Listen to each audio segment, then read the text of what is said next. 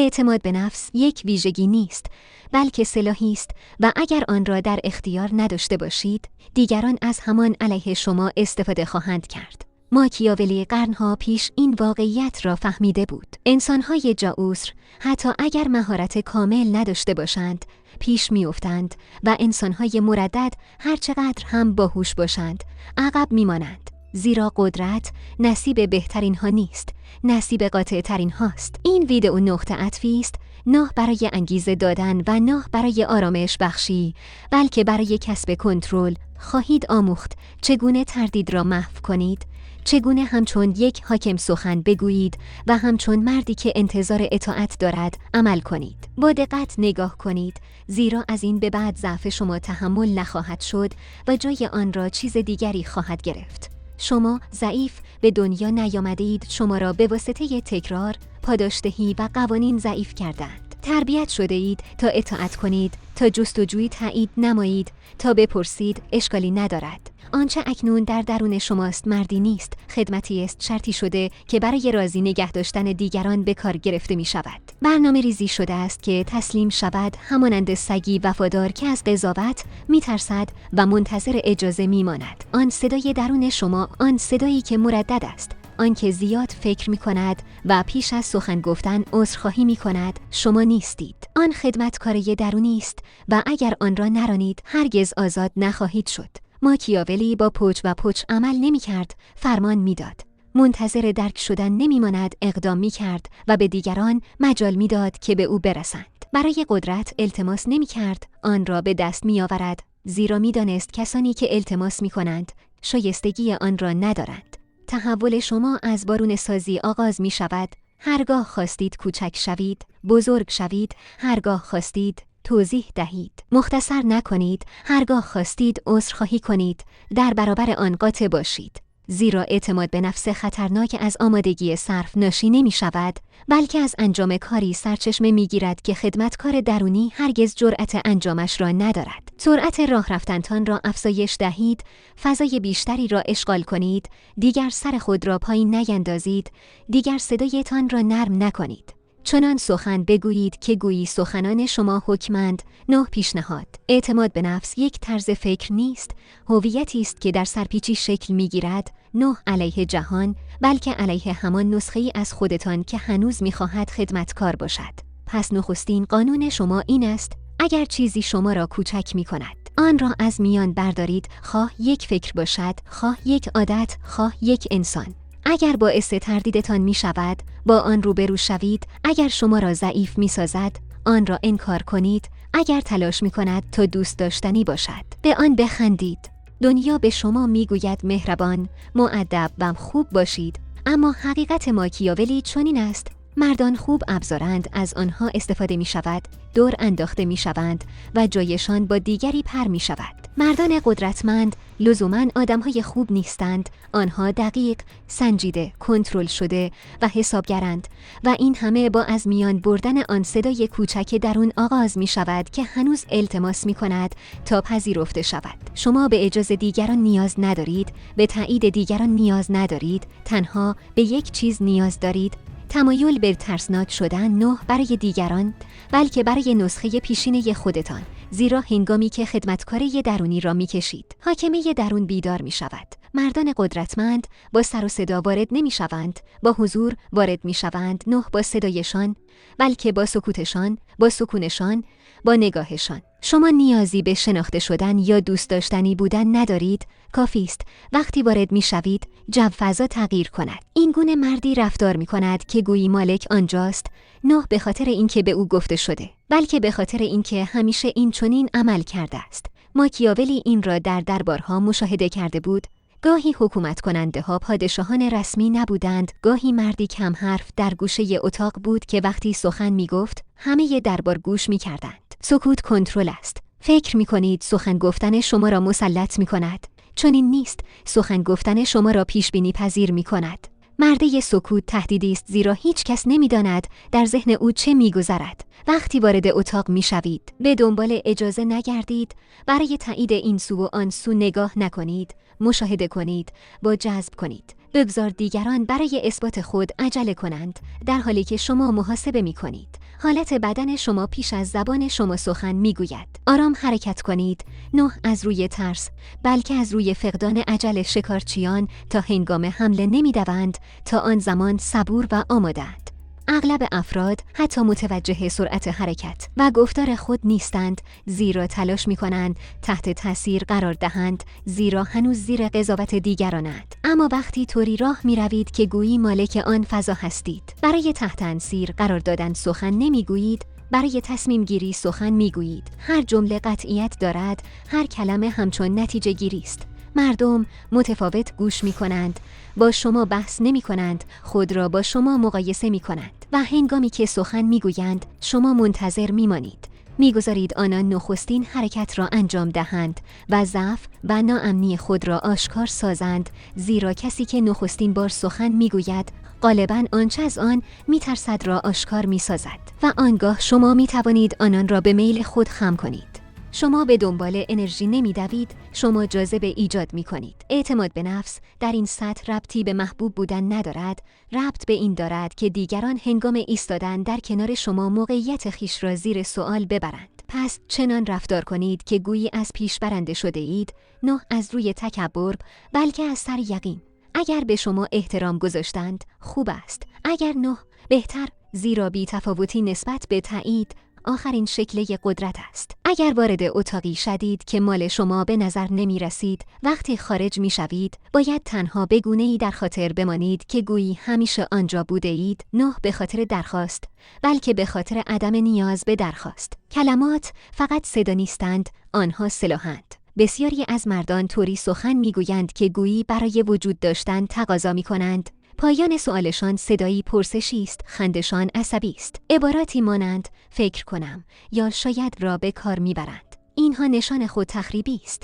ماکیاولی میدانست که قدرت همیشه در آنچه میگویید نیست، بلکه در نحوه گفتن آن است و وقتی طوری سخن میگویید که گویی قابل انکار نیست. مردم سخنان شما را تجزیه و تحلیل نمی کنند، آنها زیر بار قاطعیت شما تسلیم میشوند. زیرا بازی قدرت منطقی نیست، احساسی است.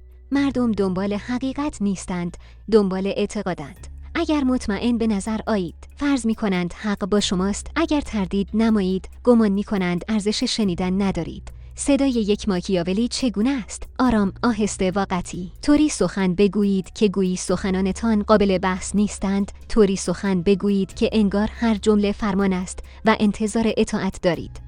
مهم نیست اتاق پر از متخصص است، اگر صدای شما همچون تصمیم باشد، آنها عقب می نشینند. این نخستین قانون است، صدای شما پایان باشد، نه آغاز. آنچه اغلب به شما نمیگویند این است که برای کسب احترام نیازی نیست زیاد سخن بگویید، هرچه بیشتر بگویید، فرصت بیشتری به دیگران می دهید تا شما را رمزگشایی، مخالفت یا دست کم ترسناک نشوند. کمتر سخن بگویید، اما پرمحتوا هنگام سخن گفتن نرمی را حذف کنید. هیچ کلمه اضافی، هیچ توضیح، هیچ عذرخواهی، عباراتی چون شاید اشتباه کرده باشم یا نمیدانم راه فراری افراد ضعیف است. آنها را بسوزانید. واضح بگویید، منظور خود را با رهایش کنید. بگذار سکوته بعد از جمله قوی کار خود را بکند. سکوت پس از یک عبارت قاطع قدرت آفرین است و دیگران غالباً از مواجهه با آن می‌هراسند. لحنی که استفاده می‌کنید پیام واقعی شماست، لحنی آرام، محکم و سنجیده دقیقاً به دیگران می‌گوید کجا ایستاده‌اید. اگر می‌خواهید ارتقا یابید، صدای خود را بم کنید، سرعت کلام را کاهش دهید و انرژی عصبی را حذف کنید، طوری به نظر برسید که چیزی برای اثبات ندارید و همه چیز تحت کنترل است. گویی تصمیم شما از پیش گرفته شده و انتظار دارید جهان به شما برسد. با بلندی صدا پیروز بحث ها نمی شوید، بلکه با چنان نحوه گفتن که مردم احساس کنند سخنان شما پیشنهاد نیستند، بلکه حقیقت اند، پیروز می شوید. این روش همان است که حاکمان، ژنرال ها و پادشاهان در تبعید پیش از بازپسگیری تاج و تخت خود به کار می بردند. اگر کسی به شما اعتراض کرد، هرگز دفاع نکنید، مسیر را تغییر دهید. بحث نکنید، توضیح ندهید، توجیه نکنید. تنها بگویید موافق نیستم یا بهتر از آن این درست نیست و سپس به سراغ موضوع بعدی بروید. وقتی از مباحثه پرهیز می‌کنید، نشان می‌دهید که واقعیت شما قابل مذاکره نیست. این گونه یک اتاق را بدون بالا بردن صدا کنترل می‌کنید، زیرا اعتماد به نفس صدا نیست، بلکه جاذبه است، نامری پشت کلمات شما. فرض این که هنگام سخن گفتن دیگران باید گوش دهند. وقتی شما سخن می‌گویید، باید فضا آن را حس کند، نه با سر و صدا و تکبر، بلکه با قاطعیتی تزلزل ناپذیر. شما تلاش نمی کنید حقانیت خود را اثبات کنید، طوری سخن می گویید که گویی امکان خطا برای شما منتفی است. شما تلاش نمی کنید شنیده شوید، بلکه چنان سخن می گویید که موافقت یا مخالفت دیگران اهمیتی ندارد، زیرا در نهایت موافق خواهند شد. از این پس یا این گونه سخن خواهید گفت یا ساکت خواهید ماند. تحول شما این است، دیگر مرد واکنشی نیستید، مرد محاسبه‌گر می شوید. اگر کسی به شما توهینی روا داشت، توضیح نمی دهید، مشاهده می کنید و داده ها را استخراج می کنید. آنها می کوشند چه چیزی از شما بگیرند. پشت این توهین چه پنهان است؟ اگر کسی شما را تحسین کرد، آب نمی شوید، تحلیل می کنید. چرا اکنون از شما تعریف می کنند؟ چه می خواهند؟ اگر نادیده گرفته شدید، وحشت نمی کنید، خونسردتر می شوید. سکوت به سلاح شما بدل می شود، نه زخمتان. این یعنی از منظر روانشناختی غیر قابل دسترس شدن، نه بی احساس بودن، بلکه تزلزل ناپذیر بودن. شما همه چیز را حس می کنید، اما به هیچ چیزی عمل نمی کنید، مگر اینکه به نتیجه‌ای که می خواهید کمک کند. هنگامی که کسی شما را آزمایش می کند، از خود واکنشه هیجانی نشان ندهید، زیرا آن لحظه‌ای که درد را بروز می دهید، آنان پیروز می شوند. ذهن ماکیاولی هنگام بسته شدن وحشت نمی کند، اتاق را سردتر می کند. شما طرد نشده اید، آنها فاقد صلاحیت دسترسی به شما شناخته می شوند. طرد شدن تنها زمانی واقعی می شود که برای آن اهمیت قائل شوید، بنابراین واکنش نشان ندهید و تکامل یابید. گام دوم این است که حضورتان را همچون سلاح عقب بکشید. وقتی آنچه بدیهی میپنداشتید ناپدید می شود. دیگران شروع به احساس خلأ و درک ارزش شما می کند. درست همان کاری را انجام دهید که هنگام طرد شدن می کنید. ناپدید شوید، هیچ توضیح یا خداحافظی عاطفی ندهید، تنها یک غیبت استراتژیک، در حالی که دیگران جای خالی شما را احساس می کنند. شما مشغوله ساختن و ارتقا هستید.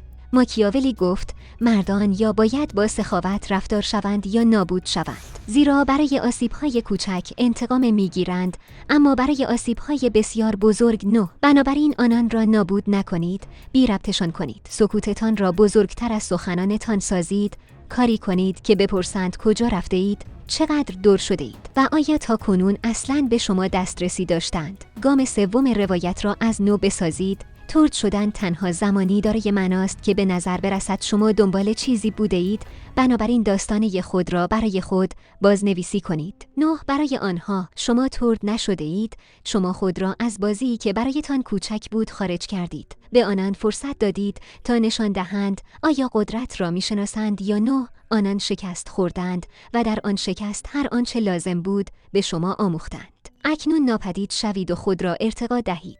گام چهارم طرد شدن را به کنترل تبدیل کنید. در این مرحله برنده می شوید. تبدیل شدن به وضوح است. بسیاری از مردم در سردرگمی زندگی می کنند. نمی دانند چه کسی به آنها احترام می گذارد، چه کسی از آنها استفاده می کند و چه کسی از آنها می هراسد. طرد شدن همچون تیغی از این مه عبور می کند. اکنون می دانید چه کسی نابینا است و کجا قدرت هنوز تأثیر ندارد.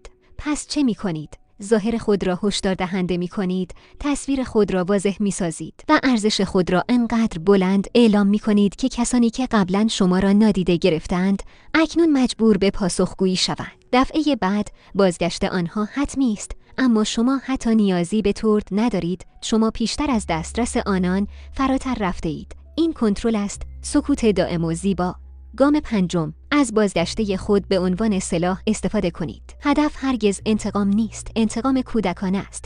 قدرت ماکیاولی همواره حساب شده است. پس شما نیز تلاش نکنید از کسی انتقام بگیرید، زمان این کار را برای شما انجام خواهد داد. شما تنها زمانی دوباره ظاهر می شوید که حضور شما ناراحتی ایجاد کند، وقتی موفقیت شما آنقدر قابل مشاهده باشد که نتوانند از آن چشم پوشی کنند. هنگامی که کسی که شما را طرد کرده است اکنون نظاره‌گر تسلط شما در همان فضایی است که گمان می‌کرد مال اوست. شما هیچ سخنی نمیگویید، نه کینه، نه کنایه، نه غرور. یک نگاه ساده یا حتی هیچ نگاهی کافی است، زیرا اکنون شما تلاش نمی‌کنید پذیرفته شوید، بلکه استاندارد را تعیین می‌کنید. جمع‌بندی نهایی: طرد شدن شکست نیست، آزمونی است، فیلتری است، آتشی است که نشان می‌دهد چه چیزی باید سرد شود، چه چیزی باید بریده شود و چه کسی باید رها گردد. پس این را به یاد داشته باشید. شما طرد نشده اید، شما به سوی نسخه‌ای از خود هدایت شده اید که دیگر دوبار سوال نمی‌کند، واکنشی نشان نمی‌دهد و منتظر انتخاب شدن نمی‌ماند. اکنون بروید و در سکوت بسازید و بازگردید به عنوان نیرویی که حتی اگر بخواهند هم نمی‌توانند آن را طرد کنند. شما باز نوشتید، 9 الهام گرفتید و 9 انگیزه کوتاه مدت. شما از درون بازسازی شده اید. شک و تردید را نکشتید با حرفهای تأییدی، بلکه با عمل منتظر نماندید تا احساس آماده بودن کنید، حرکت کردید و عمل نمودید. آگاه شدید که قدرت متعلق به افراد کامل نیست، متعلق به افرادی است که جسارت دارند. طرد شدن را به سوخت بدل کردید، دیگر جویای تأیید نیستید. اکنون به دیگران اجازه می دهید هزینه از دست دادن شما را احساس کنند. شما کمیاب، استراتژیک و ساکت شدید و آنان دریافتند. دیگر برای پذیرفته شدن وارد اتاقها نمی شوید، از طریق حضور، حالت بدن و دقتتان مالک آنها می شوید. دیگر برای شنیده شدن سخن نمی گویید، طوری سخن می گویید که گویی هیچ کس نمی تواند مخالفت کند. و از همه مهمتر، هویت خود را باز برنامه ریزی کردید. شما دیگر قابل پیش بینی نیستید، دیگر به سادگی تحت تاثیر قرار نمی گیرید، از نظر عاطفی غیر قابل لمس شدید. آنان نمی توانند شما را تحریک کنند، وسوسه کنند یا تکان دهند، زیرا اکنون به هیچ کس تعلق ندارید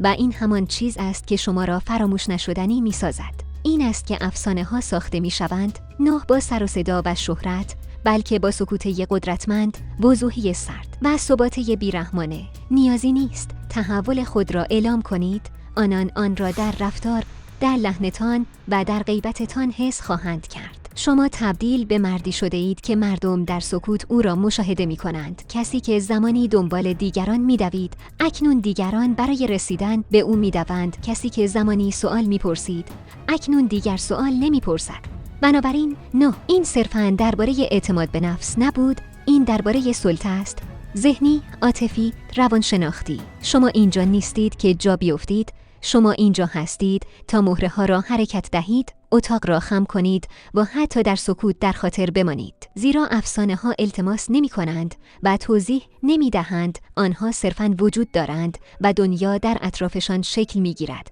فرمان نهایی این ویدئو این است: اگر از دویدن به دنبال دیگران خسته شده اید، ویدئو را لایک کنید و اگر آماده اید تبدیل به مردی شوید که نمی توانند او را کنترل یا پیش بینی کنند و هرگز فراموش نکنند. کانال را سابسکرایب کنید، زیرا این خودیاری نیست، این جنگ است. با شما همین اکنون تبدیل به سلاحی شده اید.